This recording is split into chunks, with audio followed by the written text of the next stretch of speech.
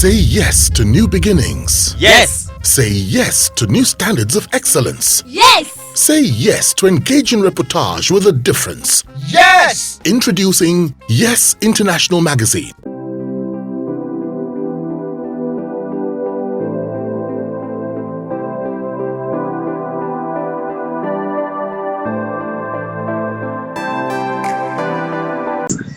Now, other than all these points, that you have enumerated, what other mistakes must up and coming broadcasters avoid in order to rise or to get to the top in to rise in the profession?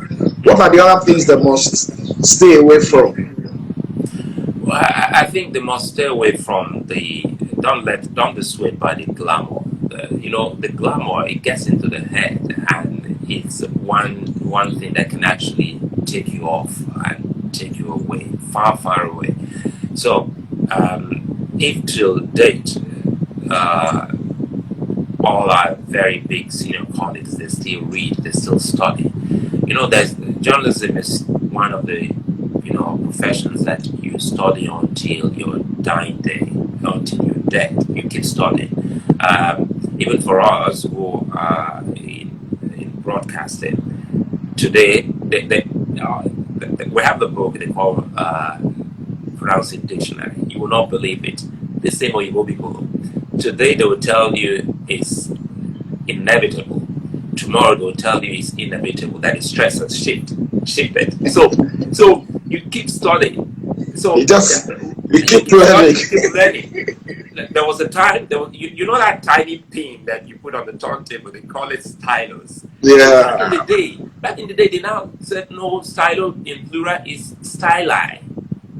Then one day I was always looking for controversial things. I now opened the book, the recent, and I saw that it's now styluses. So I now went on there and I said styluses.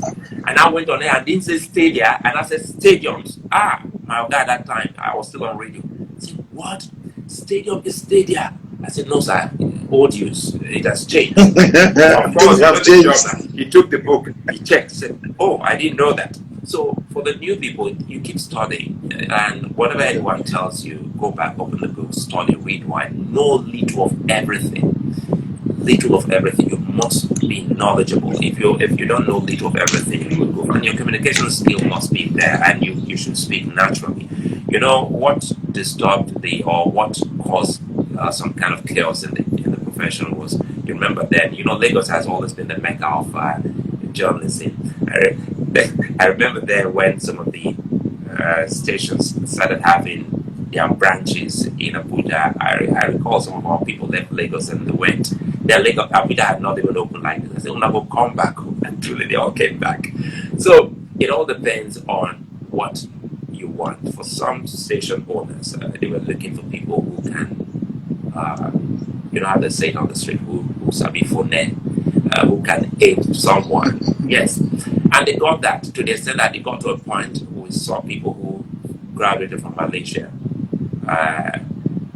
trying to ape an American, British, Malaysian accent, all three in one, and you were lost. You don't even know what they're saying. So try as much as possible.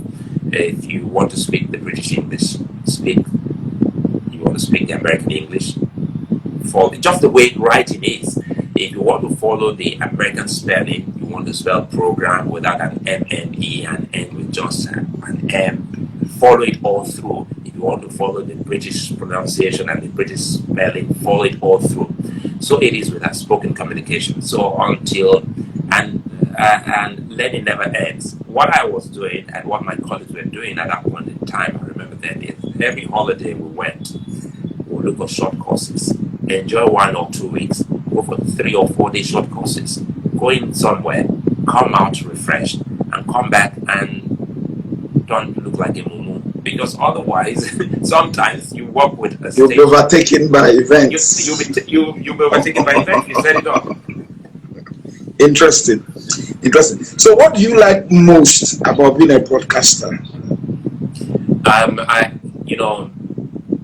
tell you, it's the power. because I understand how powerful it is for us, for anyone to be a journalist, and I use the power. Let me paint a picture. Outside Nigeria, a journalist is a superstar. If a politician is going to see a journalist, he prepares and is excited about that visit. Oh, I'm going to Sulaiman's show, I'm going to Azu's show, I'm going to Chamberlain's show. But the reverse is the case in Nigeria. A big fish is coming on your show, big fish. The journalist is happy. Some people are happy. Why? Because you have been able to belittle yourself. You are thinking that something will give. And recall the embarrassing, episode of a journalist that was insulted by a politician, asking him, "How dare you ask me who is paying me?" And all that. And it's because the journalist, no, with due respect, it's because the journalists in Nigeria, some of them have brought themselves before these people as low lifers, when in essence you have the power. Look at all over the world, talking about the big corruption cases, Nigeria inclusive.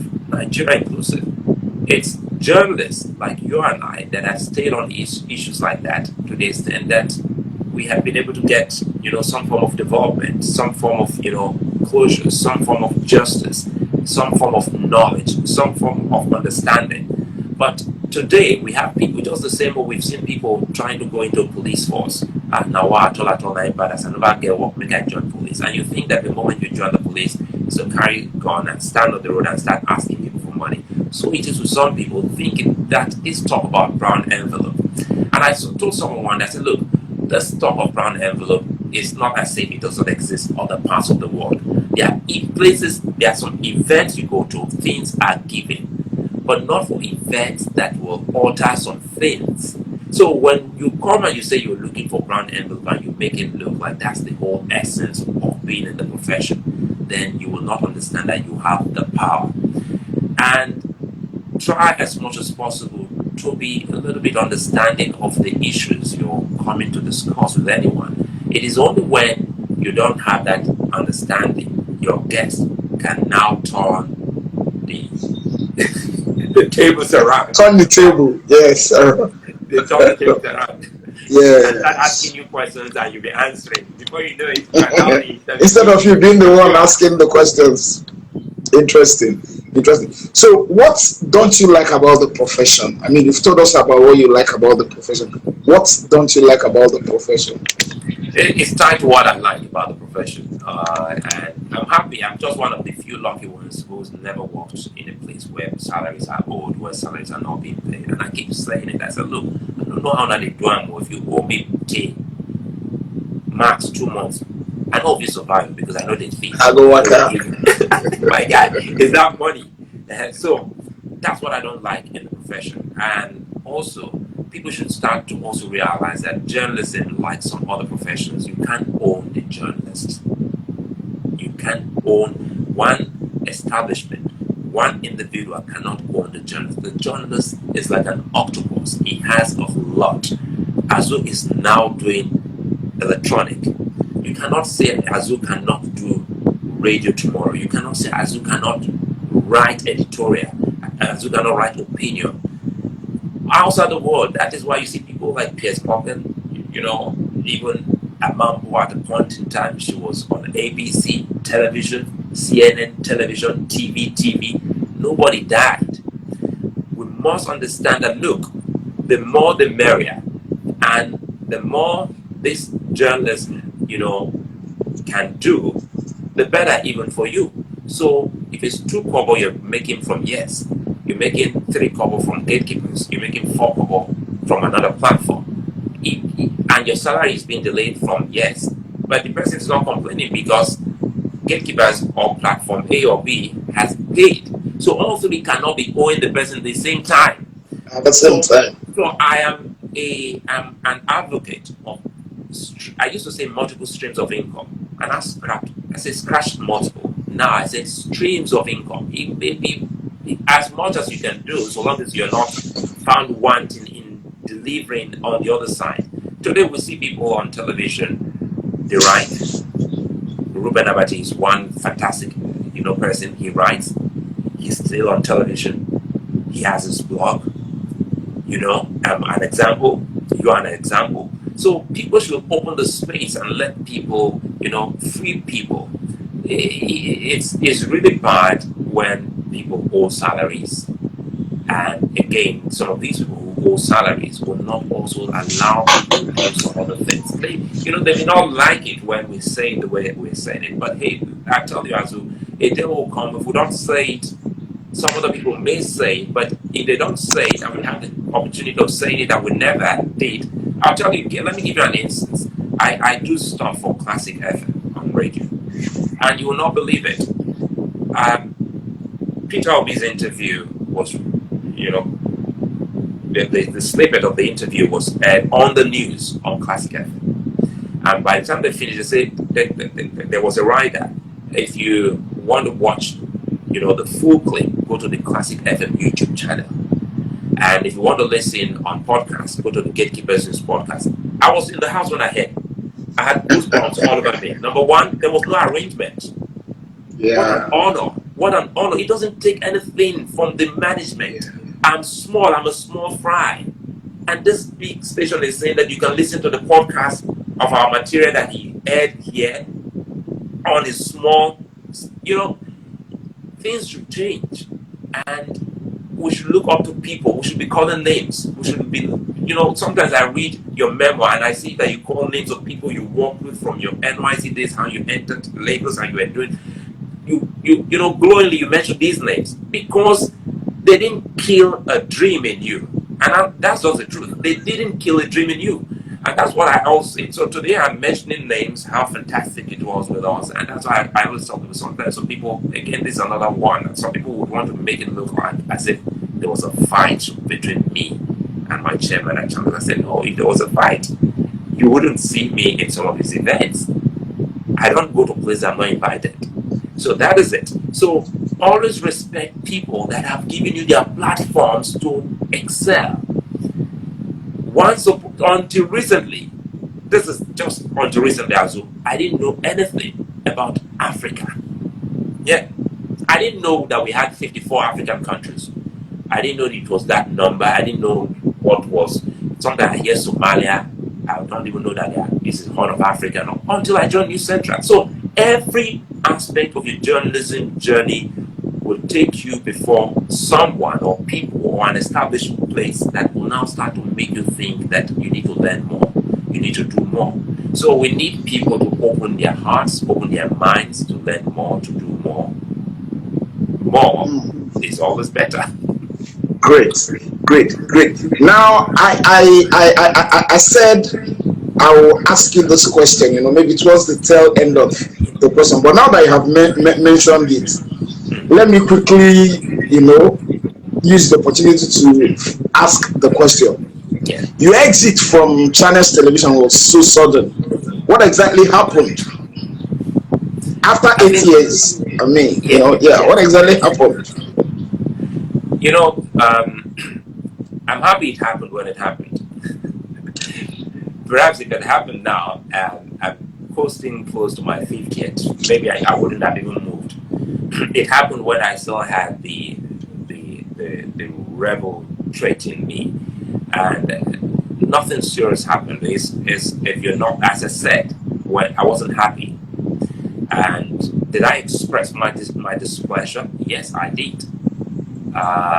Was it looked into? Perhaps it wasn't looked into.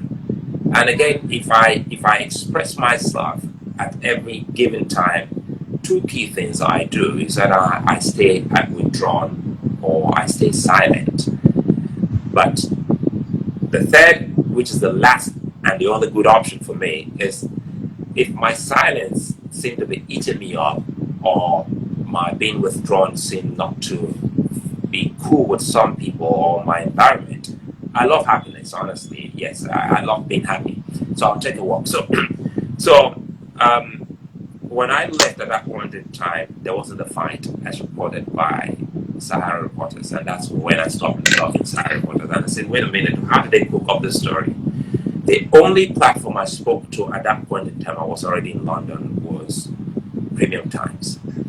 And I said I wasn't happy.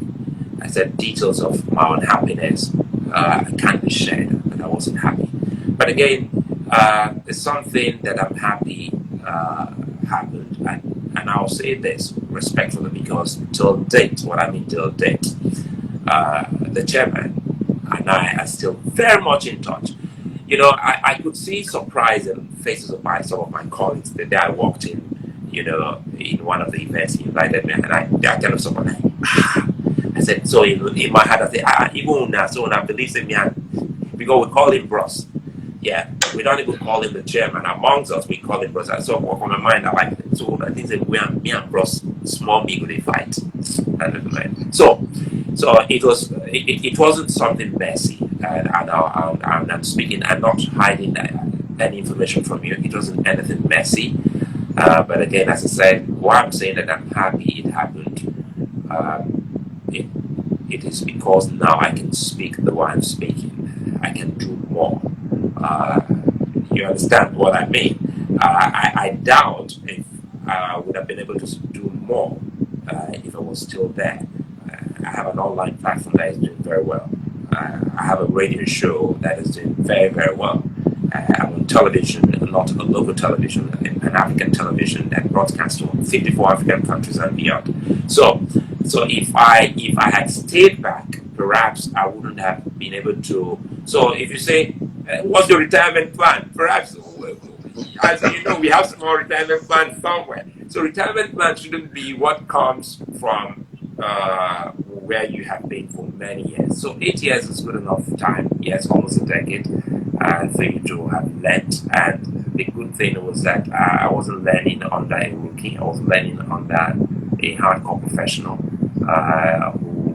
who were able to soak up, you know, drink from and get all that we need to get. And it got to a point, he's dealing with us was beyond the job. At every meeting, he would take us through some other things in life.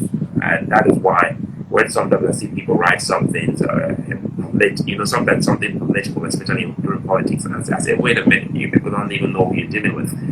This person will say always his mantra there, and I'm saying this for the first time, always do the right thing. At every point in time, once it's done with it, your meeting and everything, or you express yourself, your mama will say, always do the right thing. And trust me, as an individual and as a professional, you always know the right thing. Just a case in point, I told you, where we ran that show from a traffic location. So, and when I was consulting for a media organization, I told the media people, I said, for every of your breakfast anchors, coming from the experience I got, I think every breakfast anchor must not drive himself or herself to work.